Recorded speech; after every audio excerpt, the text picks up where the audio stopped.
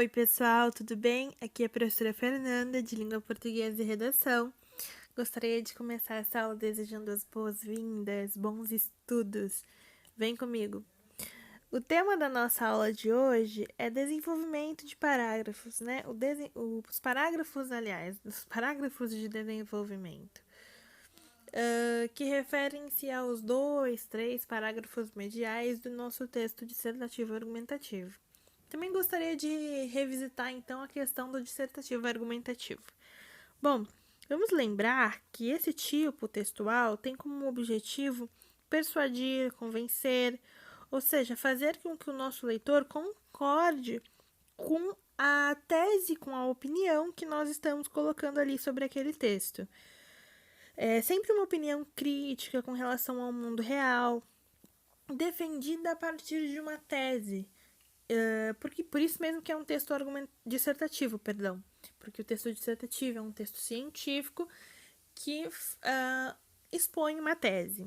E a questão do argumentativo tem a ver com a nossa capacidade de selecionar argumentos que construam esse nosso raciocínio de maneira tão lógica, de maneira absurdamente lógica, que outras pessoas que não estão na nossa cabeça, mas que leem o nosso texto e leem a forma como a gente escreve, conseguem chegar à mesma conclusão que nós, e não só chegar à mesma conclusão que nós, mas conseguem aceitar, dentro da nossa proposta de intervenção, os fundamentos que nos levaram a tomar essa decisão de escolher uma proposta de intervenção e não outra. Entendem? É por isso que a gente precisa ser bastante claro e bastante objetivo com relação ao que a gente gostaria de dizer, né? A gente não tô falando que é para ser rude, nada disso, mas a gente precisa ser claro, objetivo, até com uma postura intelectualizada mesmo, né? Bom, e sempre que essa nossa tese, essa nossa seleção argumental precisa estar fundamentada em fatos verídicos e dados concretos, né? Artifícios que possuam correspondência com a vida real. Bom, então o que seriam então os parágrafos de desenvolvimento ou essa seção dedicada ao desenvolvimento do nosso texto? Nada mais é do que uma sessão dedicada à apresentação e exploração dos argumentos que sustentam a tese exposta no parágrafo inicial. Vou dar uma pausa na minha explicação para dizer que se você ainda não compreendeu totalmente, se você ainda não esgotou as suas possibilidades de compreensão do que é introdução, volta lá, dá uma pausa aqui, revisa esse tema para que a gente consiga progredir textualmente, né? Esses temas que nós estamos vendo, sobretudo esses relacionados à redação, são temas continuados, ou seja, são interdependentes um do outro, ou seja, para você entender bem essa aula de desenvolvimento, você precisa revisitar ou mesmo estar certo de que compreendeu bem os temas trabalhados na aula de introdução. Bom, retomando, os parágrafos de desenvolvimento se resumem a 2 ou 3, né, da extensão total do texto.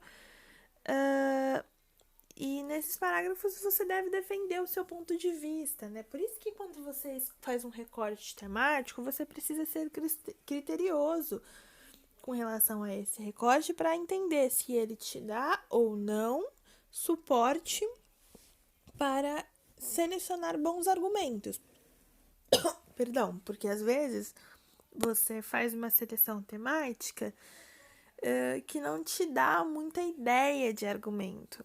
E é uma bola de neve, né? Você escolhe faz um recorte temático ruim, não tem facilidade na escolha dos argumentos e, por sua vez, não consegue escolher dados comprovatórios ou elementos comprovatórios dos seus argumentos. Então, aí começa a ficar uma bola de neve de incompreensão. Quanto mais claro você for, Quanto mais objetivo você for, até com relação à sua escolha, à sua seleção temática, você vai conseguir passar a sua ideia, porque se você tem assertividade no seu recorte, obviamente, e consegue definir bem quais são os argumentos que sustentam a sua tese, quando eu digo recorte, eu digo tese, tá? E consegue definir bem esses argumentos, é porque esses argumentos são comprováveis. Eles te vieram à mente porque eles se relacionam com a sua tese numa medida lógica, certo? Bom, e qual é a estrutura geral, então, dos parágrafos de desenvolvimento? A gente segue aquele nosso padrão, né, conhecido aí. Não sei se tão conhecido assim, porque não recebi muitas redações, então ainda não tive como comprovar, mas que deveria ser muito conhecido, que é o padrão de tópico frasal mais tópicos secundários. Bom, o tópico frasal, ele pode ser de dois tipos. Ele pode ser do estilo retomada, e aí você precisa ter espaço para, nos seus parágrafos secundários, reapresentar o argumento, delimitando qual a relação lógica que ele tem com o tópico frasal que você pôs, e ainda ter tempo, né, e espaço para, enfim, colocar os elementos comprobatórios do seu argumento, certo? Mas, no geral, faça assim, um tópico frasal que bastante amplo, né? Que não só reapresente a situação problema, mas que também declare algo, defina esse problema, conceitualize esse problema, compare esse problema com algum outro problema ou exponha um ponto de vista oposto. Nesse caso, é o que a gente chamaria de tópico frasal questionável. Por quê? É questionável no sentido, por exemplo, quando uma pessoa fala uma mentira e você sabe que é mentira, mas não tem tanta legitimidade, digamos assim, para dizer que é mentira, você fala, olha, eu acho que isso que ela tá falando é meio questionável. Não é que você tá chamando ela de mentirosa, mas você tá falando que você pode comprovar que o que ela disse não é verdade. É a mesma coisa. Quando você coloca um tópico frasal com diferente da sua opinião, a gente chama de tópico frasal questionável, porque significa que os parágrafos secundários servirão para colocar em questão o que se afirmou no tópico frasal. Entendem? Bom, existem três tipos principais de argumentação, né? A argumentação por citação, que é aquela que você se utiliza de uma citação amplamente divulgada no meio intelectual, no meio dos pensadores, que diz a mesma coisa que você está afirmando na tese para mostrar que a sua opinião é aceita e não é só você que pensa dessa maneira, são também outras pessoas consagradas na área que pensam como você. Essa é uma maneira de dar legitimidade à sua seleção argumental. Outra maneira que eu coloquei aqui, né, de fazer uma argumentação seria por uma comprovação mais objetiva, com dados realmente numéricos, né, e específicos, de organizações dedicadas a estudos relacionados ao assunto, que possam comprovar por A mais B, né, utilizando aí essa expressão, comprovar por A mais B que o que você disse é verdade, né? Se atesta, é facilmente atestado na sociedade. E a partir de um raciocínio lógico, né? Tendo aí como base uma noção de causa e efeito, certo? Por exemplo, a questão do tabaco, e o tabaco, que é a causa, né? A utilização de tabaco é a causa, e o efeito é o câncer de pulmão, por exemplo. É lógico, entende? Não há como se questionar, é lógico, então você pode utilizar isso a seu favor. Pensei em três tipos de argumentos interessantes para a gente usar no tema do tabagismo. O primeiro seria que a questão do tabaco é uma questão de saúde generalizada, né, ou de perda generalizada da saúde, porque quem perde não é só a pessoa que fuma, mas também os fumantes passivos. Esse é um excelente argumento. Outro argumento é a questão da dependência e da deterioração pulmonar do próprio fumante, né?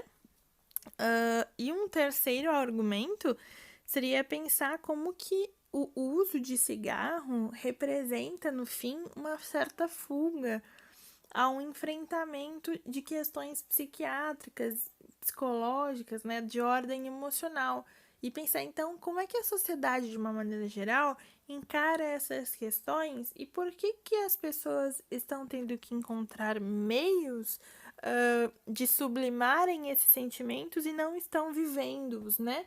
Será que é porque a gente também, de alguma maneira, não faz uma castração, né, do emocional das pessoas, não é? Acho que é uma questão a se pensar e que também tem bastante pano para manga aí quando a gente pensa em propostas de intervenção, né?